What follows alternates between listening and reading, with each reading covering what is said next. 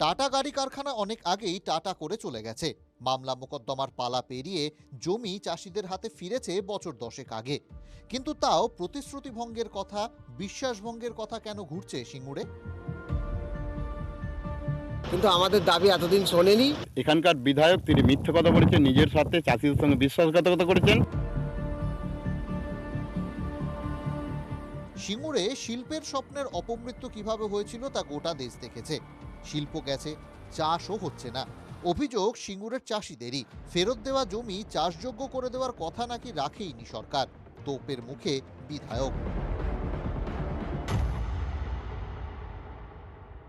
আমরা দীর্ঘদিন দাবি করেছিলাম যে এই জমি চাষযোগ্য হয়নি, চাষযোগ্য করে দেওয়া হোক, কিন্তু আমাদের দাবি এতদিন শোনেনি। মুখ্যমন্ত্রীর কাছে জানিয়েছিলাম যে এখানে 70% জমি চাষযোগ্য হয়নি। এটা প্রধানমন্ত্রী আসার আগেই করা হচ্ছে। জানি না আবার প্রধানমন্ত্রী এখানে সভা করে চলে যাওয়ার পর তারা কাজটা করবে কিনা, আমরা সেটা বুঝতে পারছি না, কারণ এদের বিশ্বাস নেই। আগাছা ও জঙ্গলে ভরে থাকা জমি হঠাৎ করেই সাফাই শুরু হয়েছে, তাও প্রধানমন্ত্রী সভাস্থলের 1 কিলোমিটারের মধ্যে। 10 বছর যে কাজ হয়নি, হঠাৎ করে এখন কেন? বিজেপির অভিযোগ জঙ্গল পরিষ্কার করে মুখ বাঁচাতে চাইছে সরকার, পাল্টা দিচ্ছে তৃণমূল।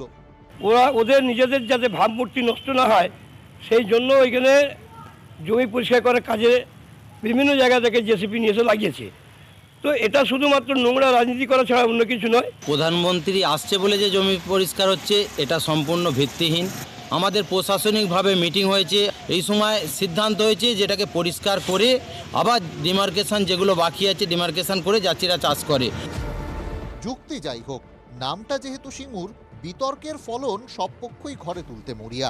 চাষ না হলে তার চাষের বিকল্প কি হতে পারে আমাদের এই জমিতে? তিনি দেশের প্রধানমন্ত্রী, আমাদেরও প্রধানমন্ত্রী, সকলের প্রধানমন্ত্রী, তিনি যেন একটু চিন্তা ভাবনা করেন। 1 লাখি গাড়ির স্বপ্ন গতি পায়নি, চাষের স্বপ্নটাও চোখে সর্ষে ফুল দেখছে বলে অভিযোগ। সিঙ্গুর কি শুধু রাজনীতির রাজপথ হয়েই থেকে যাবে? সনৎ মাঝির রিপোর্ট, TV9 বাংলা।